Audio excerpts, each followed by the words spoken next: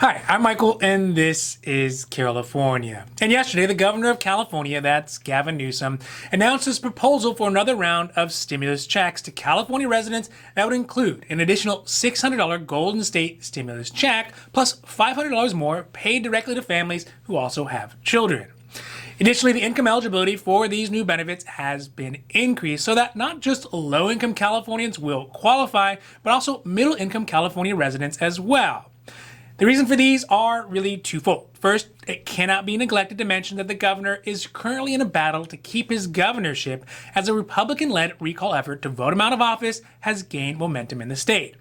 Second, as a sort of plot twist, the state actually has a huge surplus in their budget this year to the point that they are legally obligated to give some of that money back to us taxpayers. This new proposal, called the California Comeback Plan, will provide another round of checks in addition to the first round of Golden State stimulus checks, which in total amounted to around $2.3 billion in payments made out to about 5.7 million low-income Californians. So today we are talking about the governor's California Comeback Plan that includes a new stimulus checks up to $1,100 for low as well as mid-income California residents, why the state actually has so much money it is legally forced to pay it back to us tax residents, and whether or not these payments are an attempt to assuage the increasing recall fervor that is growing in the state. Now, this is your daily dose. And before we get to it, if you like this information, if you find it interesting, if you find it helpful, please don't forget to like and subscribe. That way you can get updates when our newest and most informative videos become available. Today, let's start with the big announcement that the California governor, Gavin Newsom, made yesterday. In a press conference, he announced that he is putting forth a new proposal for a second round of California state-specific stimulus checks. These checks are set again at $600 and will be sent out to California residents who have been hit hardest by the pandemic and the governor-imposed lockdowns. Under the new proposal, households with children will also be eligible for an additional $500 check, bringing the total amount available under this new proposal to up to $1,100 per household. One of the major changes made to this round of Golden State stimulus checks, though, is that who is going to be eligible for the checks.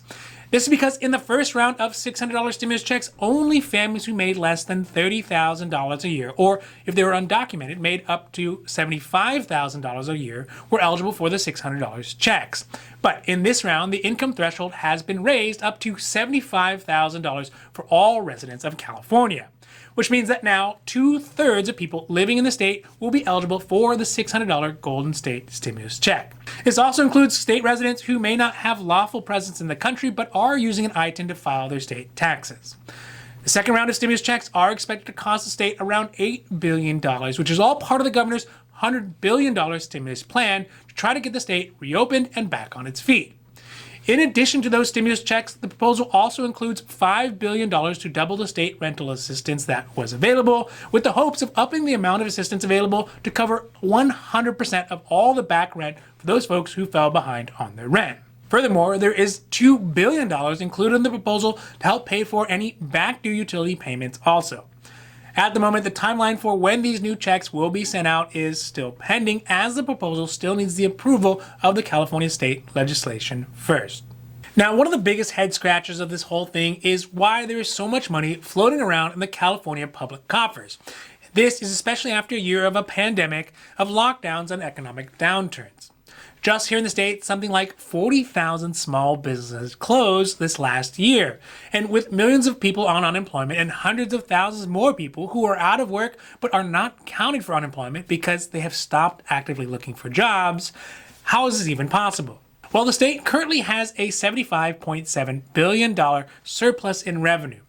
The reason for this all is actually pretty simple. First is that because the pandemic affected the different income levels of folks in the state differently.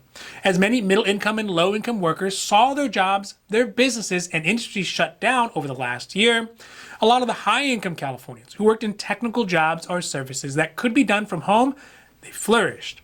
Additionally, in California, a majority of tax revenue, it actually comes from only a small handful of wealthy state residents and businesses. The California State Senate Budget Chair, Nancy Skinner, put it this way, quote, "Because of California's very progressive tax structure and because most of our revenue comes from the wealthiest, we have money," end quote. In fact, the surplus in the budget this year is so high that the state is legally required to spend some of it down. According to a 1979 voter-approved state constitutional amendment, when the state revenue gets to a specific cap of money, any amount over that has to be given back to the residents. Half in the form of additional money for schools, and the rest as tax rebates, or in this case, as a direct payment.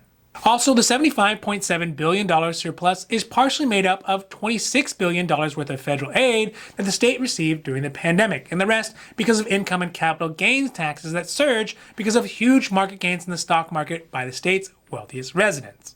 Lastly, we cannot overlook the fact that despite the governor's apparent augustness, there is a looming recall effort that is gaining speed in the state to vote the governor out of office, specifically because of his management of the pandemic and what is seen as an overly severe lockdown order that closed tens of thousands of California businesses, some of which are permanent. Although the state is legally obligated to give some of that excess tax revenue back to the residents, the expansion of who is eligible for the second round of stimulus checks to middle-income Californians is likely an attempt to tamp down the recall fervor that is predominantly driven by those middle-income earners and small business owners. This comes at a time when the recall effort just overcame its first big hurdle of getting enough signatures to start the recall process. On May 6th, the election officials had verified that the recall effort had gathered 1,719,943 valid signatures, which is enough to get the ball rolling. Despite the suspicious timing of this new proposal, it all makes sense. Residents of California have really endured a tough year of lockdowns that extended much longer than maybe might have been necessary. Also, these restricted guidelines, the closure of businesses, the loss of jobs has meant that Californians now more than ever need as much help as is possible.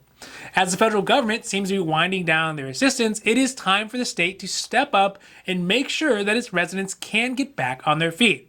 Also, it's only right that if California is going to have the longest and one of the most severe lockdowns, it should also have one of the most robust and generous reopening efforts to compensate.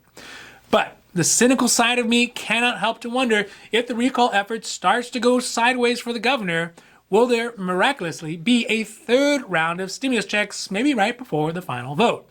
It wouldn't surprise me. Now, this has been your Daily Dose, and I hope that you found it interesting or helpful or at least useful. And if you did, please don't forget to like and subscribe. That way you can get updates when our newest and most informative videos become available. So that's it for me, and for California, I'm Michael, wishing you a happy, healthy